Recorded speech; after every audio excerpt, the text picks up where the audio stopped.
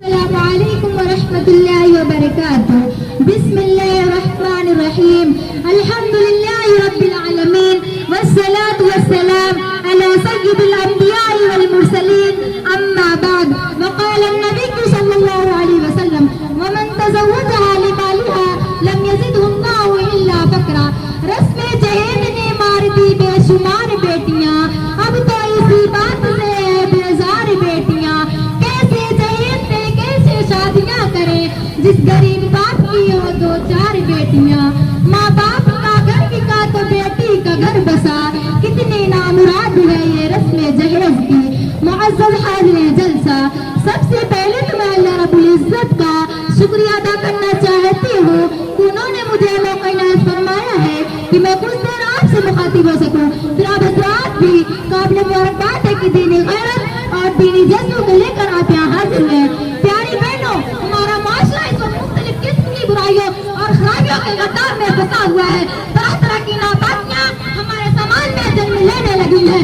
چوری، ڈکیتی، رشوت خوری، دھوکے بازی، جوا فلمیں، زناکاری اور چغلی جیسے ناپاک اور مولک اعمال ہماری رگوں میں سلط کر کے ہمارے پورے معاشرے کو گن گنا کھائے جا رہے ہیں. اس فرصت میں نہ تو ہمیں ان خرابیوں کا ذرا برابر احساس ہے اور نہ ہی ہم یہ سوچنے کی کوشش کرتے ہیں ان حرکتوں ان اعمال کی وجہ سے ہماری زندگی تو بربادی کے لیے کس موڑ پر جا کھڑی ہوئی ہے، جس کی وجہ سے دن سماج غندگیوں کا پلندہ بنتا جا رہا ہے. خاص کر شادی بیاہ کے موقع پر جہیز کا مطالبہ اور اس کا لین دین ہمارے معاشرے کا ایک ناسور بن گیا ہے کہ اس پر کھل کر ماتم کرنے کو جی چاہتا ہے. اس لیے آج ہمیں اور آپ کو یہ سوچنا ہوگا کہ اس وقت پر بل لگانے کے لیے ہمیں کیا کرنا چاہیے، اور ہمیں یہ بھی طے کرنا ہوگا کہ اس کی روک تھام کے لیے ہم اور آپ کس حد تک کوشش کر سکتے ہیں اور اس سلسلے میں ہماری جانب کا اقدام ہونے چاہیے. جب آپ شریعت کے حکم کے سامنے اپنا سر جھکا کر خود کو مردوں کے حوالے کر سکتی ہیں، جب آپ ایک ترنگ کو آباد کر سکتی ہیں، جب آپ مرجائے بچوں پر خوشبو لا سکتی ہیں، جب آپ اپنے اخلاق و کردار سے پورے معاشرے میں انقلاب برپا کر سکتی ہیں، تو پھر یہ معمولی سا کام آپ کیوں نہیں کر سکتی؟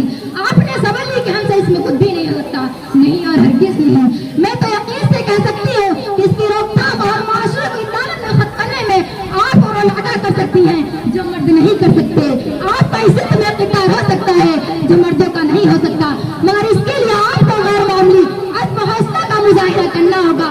آپ کو قربانیاں دینی ہوگی اور آپ کو ہمت سے کام لینا ہوگا. معزز خواتین، جب آپ ماں کی حیثیت سے گھر میں رہتی ہیں تو پھر آپ اپنے بیٹے کو جہیز کے مطالبے سے روک کر اس رسم پر بندش کیوں نہیں لگا سکتی ہیں؟ میں آپ سے یہ بھی عرض کر دینا چاہتی ہوں کہ اب تک جو ہمارا معاشرہ اس لعنت میں گرفتار ہے ہماری بحث اور بے توجہ کا نتیجہ ہے.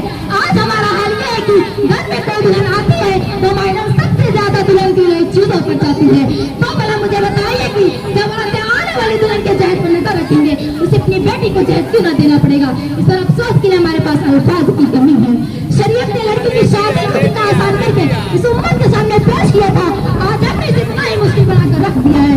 حضور صلی اللہ علیہ وسلم نے اس آزادی کو عملی شکل میں ہمارے سامنے عملی شکل میں پیش کر کے ہمارے معاشرے کو سے پڑھنے کو بچا لیا تھا، مگر مال کے لالچی بے غیرت اور مطلب پرستوں نے اس کو قبول کرنے سے انکار کر کے ایسا طریقہ ایجاد کی انسان نے شرمندہ ہو کر رہ گئی. اور ہماری بحث یہ رہی کہ ہم نے اس رسم کو لیا زیادہ برابر فکر نہ کی، لیکن ہماری تھوڑی سی کوشش، ہماری محنت کا تھوڑا سا حصہ اس رسم سے پورے معاشرے کو پاک کر سکتا ہے.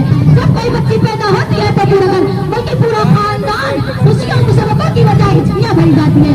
اس کی ولادت اور شادیاں میں تو نہایت جگہ کا ماحول ہوتا ہے، چہروں پر پرزوردگی پائی جاتی ہے. اور الخانہ کی آنکھوں سے بہتے ہوئے لڑکے کی ناپسندیدگی کی گواہی دے رہے تھے. آخر یہ صورت حال کیوں ہے؟ کیا ابھی ہم ان تمام مناظر کو دیکھنے کے بعد یہ سوچنے کی ضرورت کی تھی آخر لڑکیوں کے اس طرح کے خیالات برات کیوں ہیں؟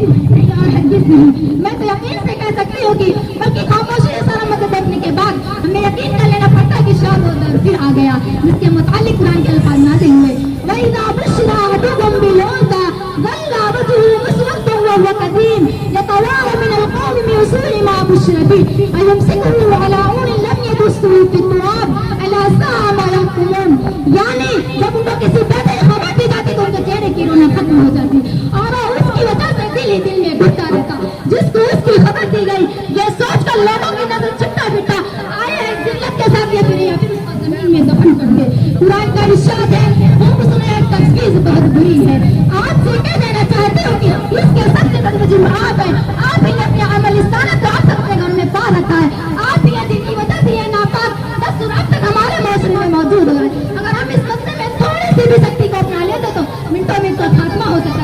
मगर नहीं, आपका हाथ तो ये है कि अगर तुरंत जहर डाला तो उसके अंदर तकलीफ का निशाना बनती रहती है। कभी आपने औरत की हिम्मत अफजाई की, कभी अपने घर में आने वाले दुल्हन को जरा शर्म के उस जन्नत की खाद में क्यों कर सकती है। जिस जहर की वजह से नामालूमात तक उसने ख्वाबों को शेष मार चुकना चूर रह चुके हैं। कितनी लड़कियों ने अपने वालिदैन की परेशानी को देखकर वक्त से पहले ही मौत अपनी गले लगा लिया है। कितनी बहनें ऐसी हैं जो आग के अंगारों की नजर हो चुकी हैं। कितनी लड़कियों ने अपने गलों में फांसी का फंदा डाल लिया है। इनको घर की मक्खियां बनाने की बजाय घर की खादमे के तौर पर इस्तेमाल किया जाता है।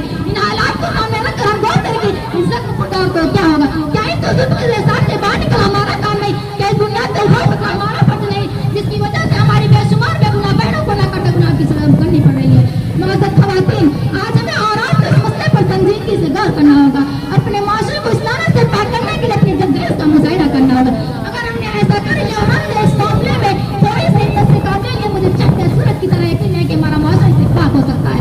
हमारे फिक्र की बहुत महत्व होता है, जिसको हम रात दिन अखबारात की सुर्खियों में पढ़ती रहती हैं।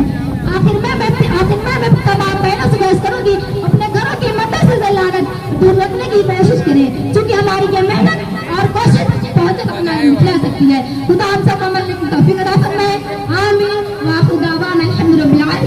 अस्सलामु अलैकुम व रहमतुल्लाहि व बरकातहू।